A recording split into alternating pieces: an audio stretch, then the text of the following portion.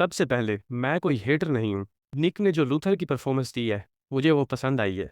और मैं इसमें सिर्फ जैसी की ही बात नहीं करूँगा, बल्कि निक के लूथर के भी अच्छे पॉइंट्स बताऊँगा। मैं बस जैसी के लूथर के वो पॉइंट्स बताऊँगा जो कि अंधे गन फैंस को नज़र नहीं आए, या फिर यूँ कहे कि प्रीवियस स्नाइडर फैंस को नज़र नहीं आए। और जब से गन आया है, तभी से उनकी आंखें खुल गई हैं और उन्हें स्नाइडर के काम में और भी ज़्यादा कीड़े मिलने लग पड़े। मगर उससे पहले कभी ऐसा नहीं हुआ, क्योंकि अब जो बंदा जा चुका है, सारा इल्ज़ाम उसी पर तो डालना है कि डीसी के फेलियर के पीछे स्नाइडर का हाथ था। डीसी के फैंस सच में पाथलेस फैंस हैं, जिनका अपना कोई रास्ता नहीं है। इन्हें जो किसी रास्ते पर लगा देगा, ये उसी रास्ते पर चल पड़ेंगे। मसला ये है कि ये हैरान है कि एक डायरेक्टर की इतनी फ़ैन फॉलोइंग कैसे हो सकती है। डीसी के फैंस को मसला सिर्फ मैन ऑफ स्टील से नहीं था, इन्हें 2006 की सुपरमैन से भी यही मसला था कि वो सुपरमैन एक बोरिंग मूवी थी। वही रिपीटेटिव स्टोरी, सुपरमैन ने कोई भी रिस्क नहीं लिए और ब्रैंडन ने सारी की सारी कॉपी क्रिस्टोफर रीव की और एक्शन सीक्वेंस भी बहुत मिनिमल थे। और जब इन सारी चीज़ों को मैन ऑफ स्टील में सुधारा स्नाइडर ने, उसने अपनी स्टोरी के साथ रिस्क लिया। हेनरी का सुपरमैन क्रिस्टोफर रीव के सुपरमैन से बिल्कुल अलग था और एक्शन सीक्वेंस भी ऐसे थे जो कि आज तक किसी भी सुपरमैन मूवी में नहीं देखे। फिर भी वो मूवी क्रिटिसाइज हुई कि सुपरमैन तो ऐसे करता ही नहीं है। फिर जब उसने वैसा किया जैसा वो करता है, तो तब भी तुम्हें मूवी पसंद नहीं आई। तुम लोग चाहते क्या हो? खैर, अब आते हैं जैसी के लूथर पर। जैसी का लूथर अकेला ऐसा लूथर था जो कि ऑलरेडी इंप्रेसिव कास्ट के अंदर अपनी एक जगह होल्ड करता है और 6 फुट प्लस के एक्टर्स के अंदर उस एक्टर ने अपनी परफॉर्मेंस में कोई कमी नहीं आने दी। और जब जब वो स्क्रीन पे आया तो उसकी प्रेजेंस बहुत स्ट्रॉन्ग फील हुई और मैंने उसका स्क्रीन टाइम बहुत इंजॉय किया। जैसी ने लूथर की वो पर्सनैलिटी दिखाई जैसी वो कॉमिक्स और एनिमेशन में है, कि लूथर एक स्टोइक और इंटेलेक्चुअल और काम पर्सनैलिटी का बंदा है, जो कि अपने पछतावों पर ध्यान नहीं देता बल्कि अपने एक्शंस पर यकीन रखता है। जैसी के लूथर का मोटिव स्ट्रॉन्ग था कि एक सुपरमैन जैसा बंदा है जिसके पास इतनी पावर है कि वो जब चाहे पूरी दुनिया पर कब्जा कर सकता है। वो कभी भी अच्छा नहीं हो सकता।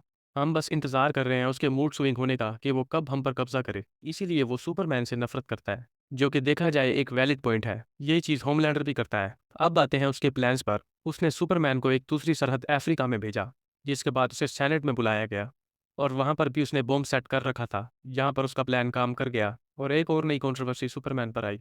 अब जो लोग कहते हैं कि सुपरमैन ने इस सीन में लोगों को नहीं बचाया, तो इसी मूवी में एक और सीन आता है जहां पर डूम्सडे जब पैदा होता है तो वो लूथर पर अटैक करने वाला होता है, लेकिन सुपरमैन लूथर तक को बचा लेता है। तो मुझे तुम बताओ, जो अपने दुश्मन को भी बचा रहा है, वो सिविलियंस को नहीं बचाता?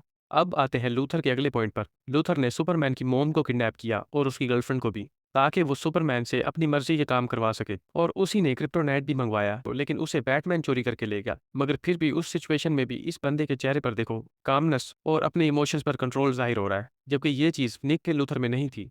और सिर्फ लूथर ही नहीं, बैटमैन भी सुपरमैन की सारी स्टोरी ही यही थी कि उसका सुपरमैन, बैटमैन और लूथर तक सभी कैरेक्टर्स एक स्टोइक वे में एक्ट करते हैं, जो अपने डायलॉग से ज़्यादा अपनी स्क्रीन प्रेजेंस और अपने एक्सप्रेशन से हमें पूरे डायलॉग्स दे रहे थे। और फिर लूथर ने सुपरमैन को भेजा बैटमैन को मारने के लिए, और जैसे ही उसका काम हो जाता, उसने सुपरमैन का भी बैकअप बना के रखा था। उसने डूम्सडे को बनाया सुपरमैन को मारने के लिए, जिसके बाद मूवी पूरी उसके फेवर में गई और मूवी के एंड में डूम्सडे ने सुपरमैन को मार भी दिया। इसे कहते हैं एक पूरा इवल प्लान। अब आते हैं निक के लूथर पर। निक की लूथर की परफॉर्मेंस बहुत ही अच्छी थी और पूरी सुपरमैन मूवी में जो परफेक्ट कास्टिंग मुझे लगी वो निक की लगी एज लूथर।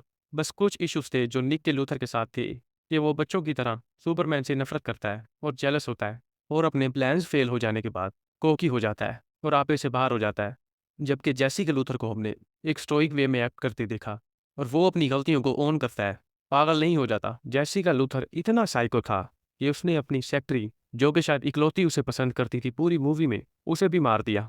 अब आते हैं जैसी के लूथर की कमियों पर, कि जैसी का लूथर खुद को सबसे ज़्यादा इंटेलिजेंट समझता था और यही उसकी सबसे बड़ी खामी साबित हुई, क्योंकि जब उसने डूम्सडे को बनाया अपने बैकअप प्लान के तौर पर, तो वो एक चीज़ भूल गया कि ज़ोड को शुरू से ह्यूमैनिटी से नफरत थी और उसका प्लान था ह्यूमैनिटी को ख़त्म करना।